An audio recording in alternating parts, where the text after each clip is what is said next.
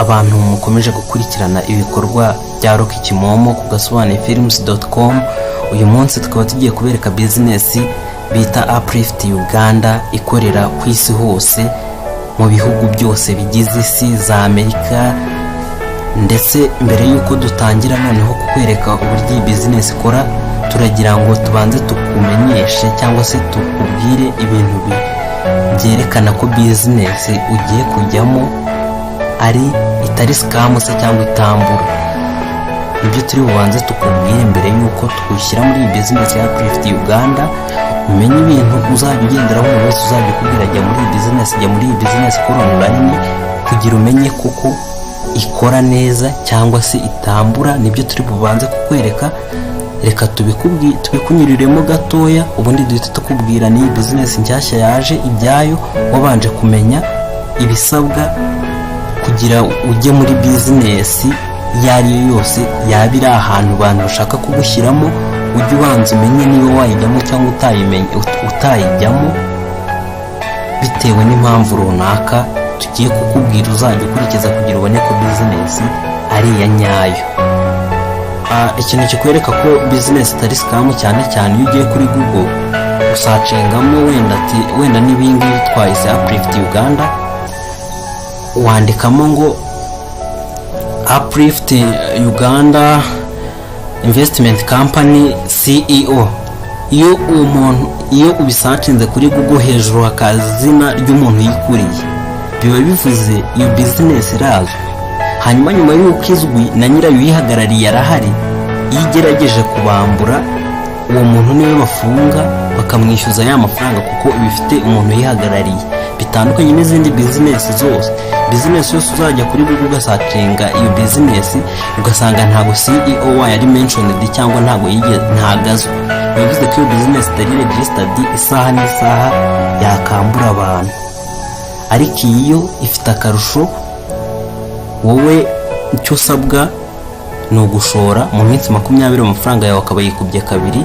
Icyo bakora kugira bitabasha kugacarenjinga baho ibintu bakora, baracuruza ibyo bita cryptocurrencies. No kuvuga ngo ndakeka abenshi bamwe muri mwebwe bazi ibintu bya Bitcoin n'izindi coin nyinshi zitari tangible, no kuvuga zidafatika, ziri intangible, zicuruzwa online mu buryo bw'amafaranga. Zihora zizamura agaciro zikanakagabanya uko bukeye uko bwije. Hariho amacoin menshi, ariko izwi cyane ni Bitcoin. Bamwe benshi murayizi cyangwa se muranayumva, gusa bo nibyo bakora. No kuvuga ngo muri iyi business ntago ndi bubibabwireho cyane kuko byo ni indi topic. Bakoresha indi website bita Coinbase, ho ushora $500 ku buryo cyangwa se $100 ku buryo umunsi umwe ushobora kurangira winjije $5,000 by'amadolari, bitewe nuko coin washoyemo uwo munsi yagiye hejuru cyangwa yagiye hasi. No kuvuga ushobora guhomba cyangwa ukanunguka. No kuvuga rero abantu bize statistique baba babikurikirana isaha ku isaha, isegonda ku isegonda, bicaye imbere y'imashini bakabyigaho. Hanyuma rero nicyo gituma iyi Uplift nayo ifite abakozi bayo bakora muri ibyo bintu.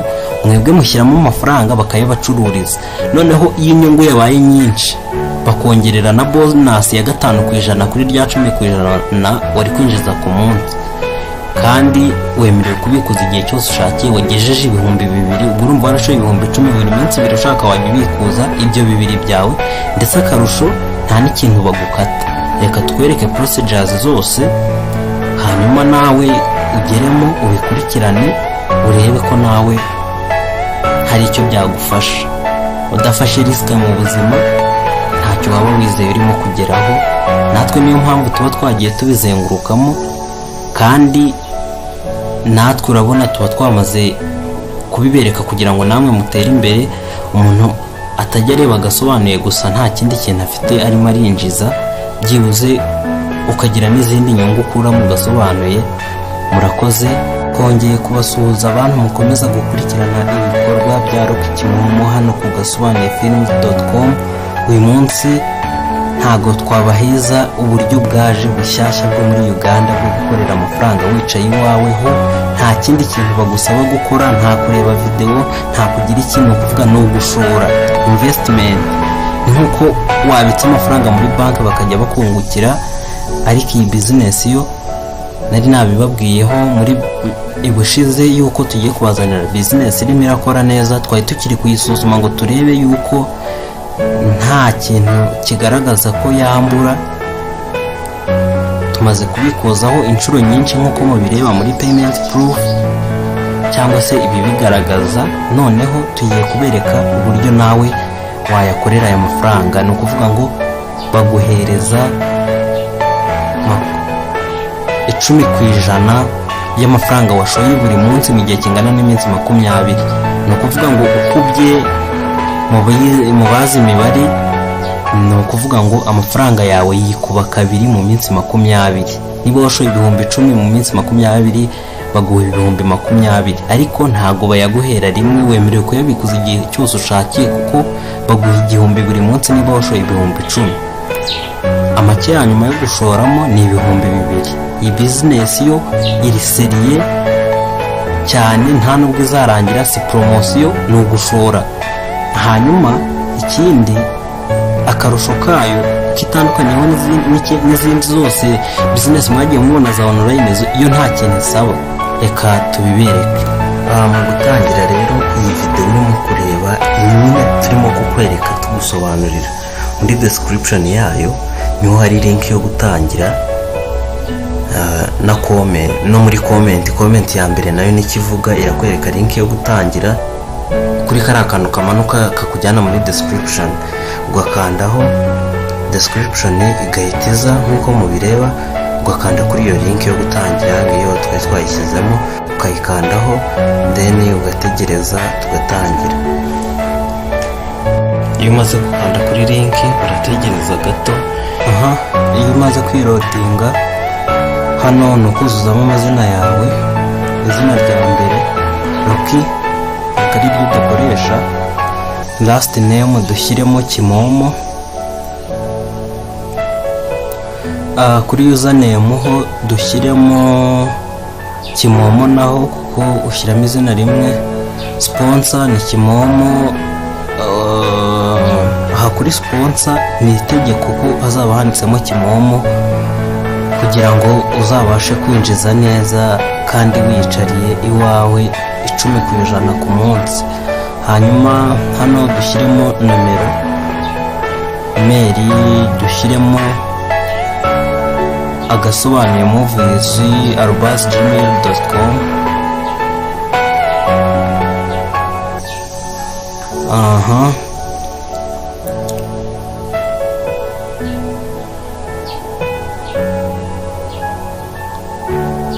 Iyi business irakora neza kandi yo ntago izarangira. Igihugu urabona ni isi yose, biri worldwide nkuko nabibabwiye. Nta gihugu gihejwe, ntago ari za business zisanzwe. Yo irakaze cyane, iri ku isi hose. Urabona nta gihugu na kimwe kitarimo. Urebe neza za Turkiya, za United States of America, za Slovakia, Serbia. Reka twihitire mu Rwanda rwacu, biterwa n'igihugu urimo uhitamo icyo ushaka. Hanyuma password ushyiramo password nyine uri buze gukoresha. Hanyuma wamara kuyandikamo ugahita ujya naho handitse confirm password, no kuvuga no kuyisubiramo nanone. Ugahita utikinga no muri ako box kanditseho I agree to all terms and conditions.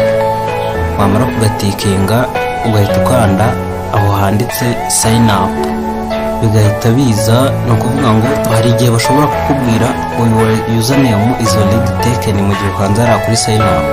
Muri icyo gihe uhita ugenda ahandi twashyize username ugashyiramo indi, kongera ugakanda sign up mu gihe uhinduye ya username ugashyiramo iri unique idakoreshwa n'undi muntu.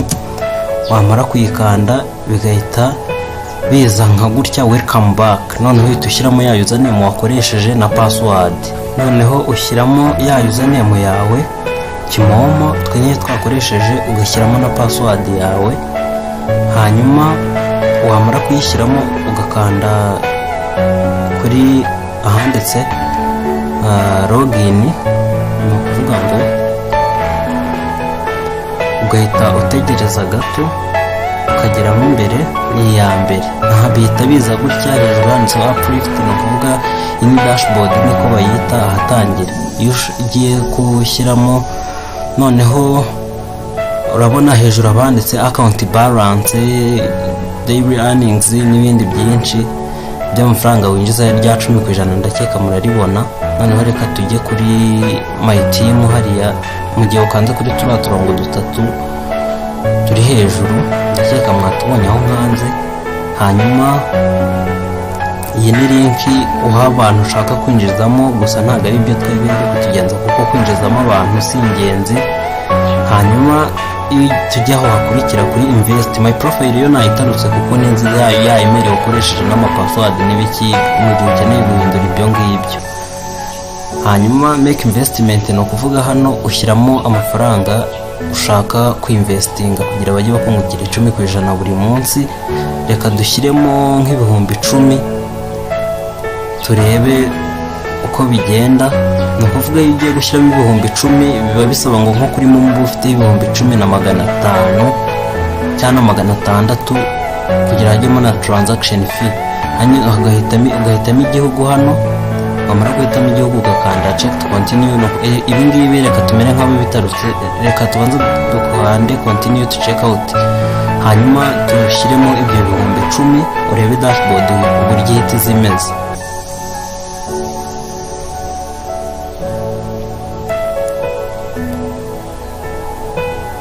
Hano OTP code murabizi ihita muri message yawe isanzwe, ukayishyiramo. Wamara kuyishyiramo ugakomeza iyi step, reka tuyitaruke turebe. Ukoresha nomero ya phone ufite muri phone yawe, ibi byose kugira baze kuguha iyo OTP code, kugira ducunguze uburyo umwete. Wamaze kwishyura ushyizemo hano OTP code, momo uhita ushyiramo nomero ya phone, mobile money ikizamura yo muri telefone yawe, ugahita ushyiramo kwemeza, ugashyiramo na pin yawe, bigahita birangira. Ibindi rwose biraza kuba byoro. Noneho iyo umaze gushyiramo amafaranga, reka dukomeze, uhita ugaruka kuri dashboard yawe. Urabona yanditseho ko ushyizemo ibihumbi 10, dore ngibi mu minsi 20. Hanyuma iyo umaze gushyiramo ibihumbi 10 nk'uko ubireba, urabona hejuru handitse ko ugiye kujya ubona ufite igihumbi aricyo umaze kugera uzakibona iminsi 20. Aha kabiri handitse daily earnings, ni ukuvuga ngo hejuru hari account balance, ni ukuvuga total. Daily earnings noneho ni ukuvuga ngo ni igihumbi bazajya baguha mu minsi 20, ndakeka kuri murabibona. Referral rewards ni igihe winjijemo umuntu baguha 15%. Noneho handi handitse total investment, nayo washoye investment n'ibindi byose ni ibisanzwe. Aha hanyuma ni handi nababwiye ukahanda handitse click here to invest kugira ushora amafaranga. Ushaka wanakongeramo andi, niko karusho kari. Mushobora kuba ufite ibihumbi 10 ukongera ugashoramo n'andi ibihumbi 10, ako kanya bikiteranya bikaba ibihumbi 20. Noneho aho hagatatu tujye nk'uko mubibona, tumaze gushyiramo bya bihumbi 10, bazajya baguha igihumbi buri munsi. Noneho tujye aho handitse, tuyisubire kuri twa turongo dutatu hari hejuru, dukurikizeho aho handitse my team. Abantu winjijemo niho barebera, ni ukuvuga ngo aba ni abamaze kwiyandikisha bose. Ubu ni nshaka bagiye kwinjira, namaze kubibwiraho ibi bintu, ariko ntago barishyura. Hariya hirya hahita hiyandikwaho isi iyo bishyuye. Noneho hano kuri invest gatatu, wakanze kuri turiya turongo dutatu nanone, niho ushyiramo amafaranga ugiye kushora. Ndakeka byo twabiciyemo mu kanya. Aho handitse noneho cash out, no kuri dashboard hariho aho kwinvestinga hasi. Hanyuma hari amagambo yanditse mu bururu handitseho invest. hanyuma aho kuri cash out ho nahajyanye no kubikuza. Hanyuma iyo umaze kubikuza nk'uko mubireba, aho kubikuza wandikamo amafaranga ushaka kubikuza atari munsi y'ibihumbi 2,000, ugahitamo nimero hariya n'igihugu, ugahita ukanda continue to check. Nabyo ntabwo turi bubitindeho cyane kuko buri wese azagenda abyikorera. Noneho earnings niho nkeka dusigaje, naho reka tuhakande. Nyuma yo gukanda kuri turiya dutatu nanone earnings ho habamo amafaranga winjije buri munsi yose yiyanditse nko kuri liste nyine, ni nka cash book yo kukwereka amafaranga uko yagiye yinjira buri munsi. Urabona amaje kwinjiza 1,000 kuko 10,000 nabishoye mazemo umunsi umwe. No kuvuga ngo iyi ni account cyashye nyine nari nkoze ngiye kubereka, ariko mfite n'indi maze gushoramo 25,000, mazemo iminsi myinshi cyane, ni igihe kinini. Ni ukuvuga iyi business irazwi cyane. Mu gihe ukeneye wamaze gukora account waciye kuri iyi link, noneho ukaba ukeneye kwinjiramo ngo uze ukurikirana aho ugeze, ubwo ntabwo uza ukanda kuri ya link ariko ntiwuzuze iyi fomu. Wamara kutuzuza iyi fomu umanuka hasi hanyuma urabona ahantu handitse login, ngaha nashyize akamenyetso, ukahakanda. Iyo hakanze hahita hazamo hantu ho gushyiramo ya username wakoresheje na password, ugahita ukanda login, ugahita urebaho ibintu byawe bigeze, amafaranga ukahamaze ageze yinjira. Wemerewe kubikuza igihe cyose ushakiye mu mafaranga atari munsi y'ibihumbi 2,000, kandi amafaranga ni direct, bagahita bayaguha kuri mobile money yawe. Ndumva twabashimira, mukomeze kugubwa neza n'ibikorwa bya Rocky Kirabiranya Kimomo kuri iyi YouTube channel yiwe Gasobanuye Films.com.